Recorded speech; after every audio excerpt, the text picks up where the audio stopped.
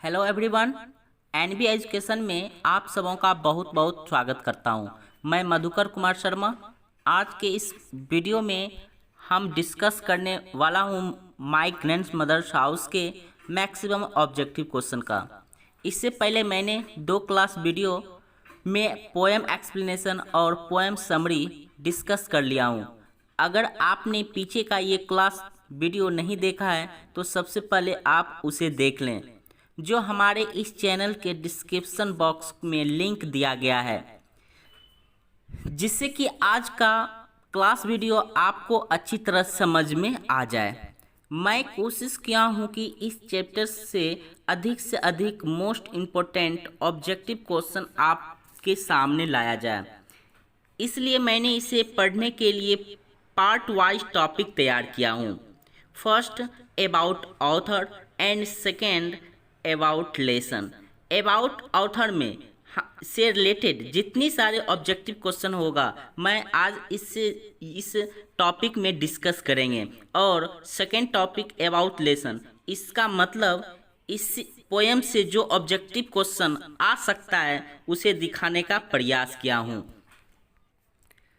Dears, सबसे पहले हम लोग बात करें about author, that means Kamala दास के बारे में। तो टॉपिक बाय टॉपिक मैं आप लोगों को बताने का प्रयास किया हूं। आप लोग इसे ध्यान से देखें जो आपके स्क्रीन पर दिख रहा है। Kamala Das wrote the poem my grandmother house. ये तो बहुत टॉपिक इम्पोर्टेंट रहा कि कमला दास के द्वारा लिखा गया है एक कविता ग्रैंडमदर्स हाउस। सेकेंड टॉपिक है Kamala Das was born March 31, 1934 and died 31 May 2009। मैं आपको बता दूं कमला दास का जो जन्म हुआ वो 31 मार्च 1934 में और इनका निधन 31 मई 2009 में एट द एज ऑफ 75, 75 वर्ष की एज की अवस्था में इनका निधन हुआ।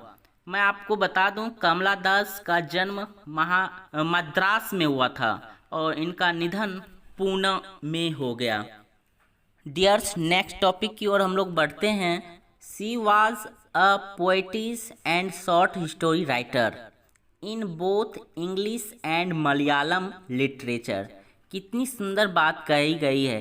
कह रहे हैं यहाँ पे she was a poet's and short story writer. ये तो कवित्री तो थी ही साथ शॉर्ट स्टोरी राइटर भी थे in both language English and Malayalam. ये इंग्लिश और मलयालम ये दोनों भाषाओं में बहुत ही रिस्पेक्टेबल पोएटिस थी। और किस क्षेत्र में, तो ये लिटरेचर के लिए। नेक्स्ट पॉइंट में हम लोग बात कर रहे हैं हर autobiography my history published in 1976। मतलब कहने का कमला दास जी का जो ऑटोबायोग्राफी मतलब आत्मकथा का नाम माय हिस्टोरी था, जिसे 1976 में पब्लिश किया गया। She was shortlisted for the Nobel prize for literature in 1984। कहा गया एक सुंदर सा अवसर इन्हें मिला कि ये नोबेल प्राइज के लिस्ट में इनका भी कुछ स्थान आया। नेक्स्ट टॉपिक में हम लोग देखते हैं some importance work volumes of verses in English. मतलब कमला दास जी के जो बहुत ही ज़्यादा इम्पोर्टेंस वॉल्यूम्स जो इंग्लिश में प्रकाशन हुए, मैं उनका नाम आप लोगों के स्क्रीन पर दे दिया हूँ। जैसा कि आप देख रहे हैं summer in Kolkata, sirens, the descendants, the old play house and other poems, the Anamalai poems, only saint know how to sing, yes Allah.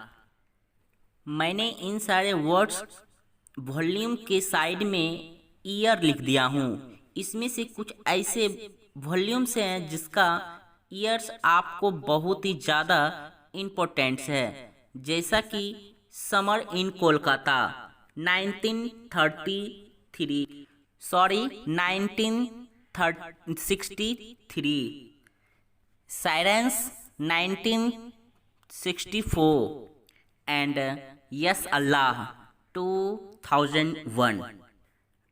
Next topic में हम लोग बात करने वाले हैं she is known for sexual adventures in her writings. That means Kamala Das sexual adventure के writings के रूप में जाने गए।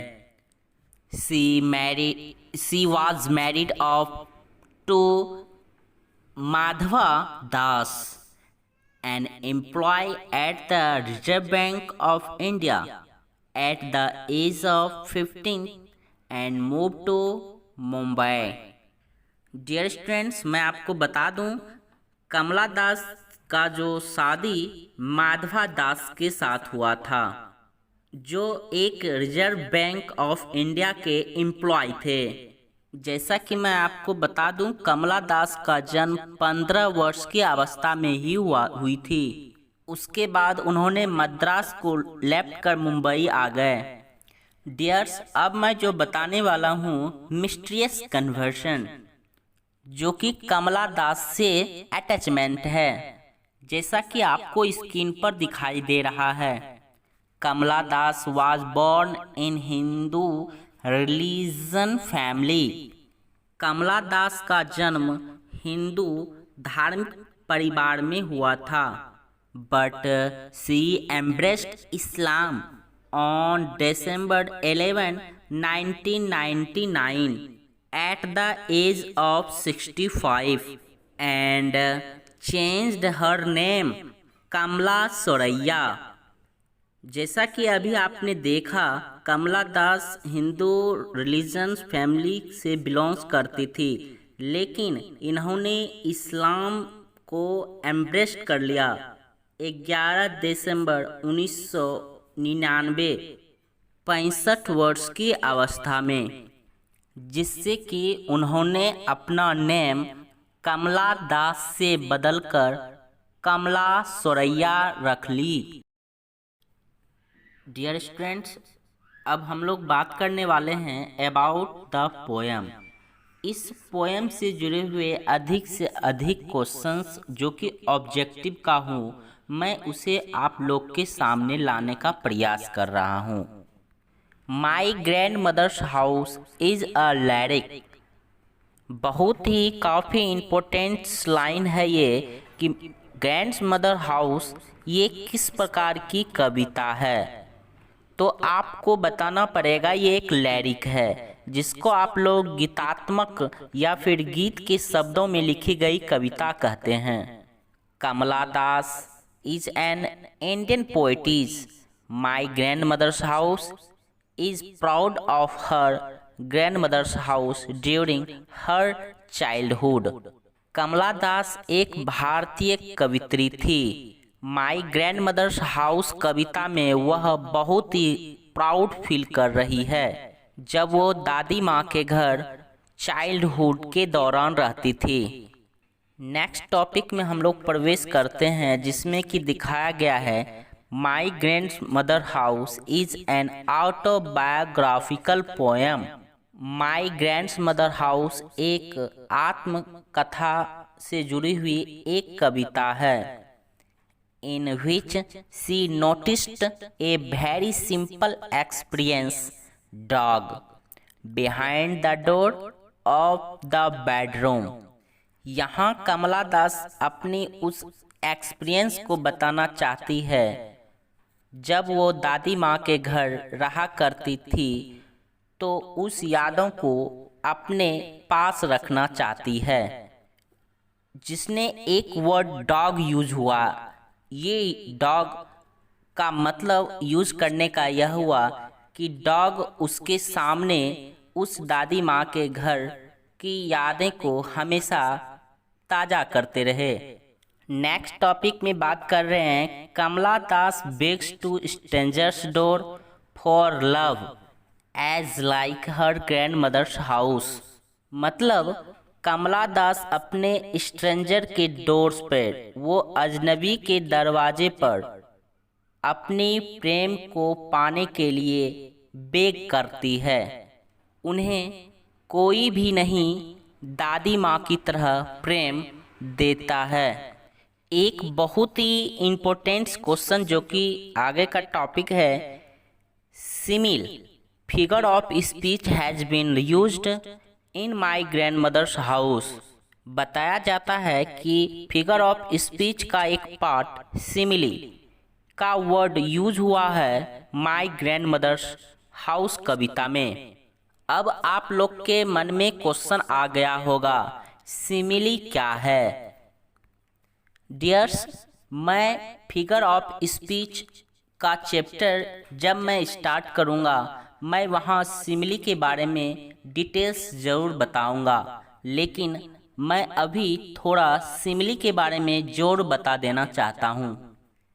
एक्चुअली सिमिली वह सेंटेंस होता है जिससे as, so and like words attachment होता है। For examples, she is as like moon.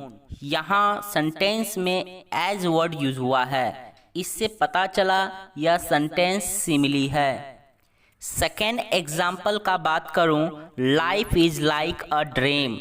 यहाँ एक वर्ड लाइक यूज हुआ है, तो इस प्रकार का सेंटेंस आपका सिमिली के लिए यूज किया जाता है। सो स्टूडेंट्स, आज के क्लास वीडियो में बस इतना ही। आशा करता हूँ कि आज का क्लास आपको पसंद आई होगी। डियर्स, वीडियो को ज़्यादा से ज़्यादा शेयर करें, अपने फ्रेंड्स को फेसबुक पर, व्हाट्सएप पर शेयर करने के लिए कहें। अगर आप मेरे चैनल पर पहली बार आए हैं तो सब्सक्राइब जरूर कर लें। सब्सक्राइब करके पास में बेल नोटिफिकेशन को प्रेस करना ना भूलें। Thank you.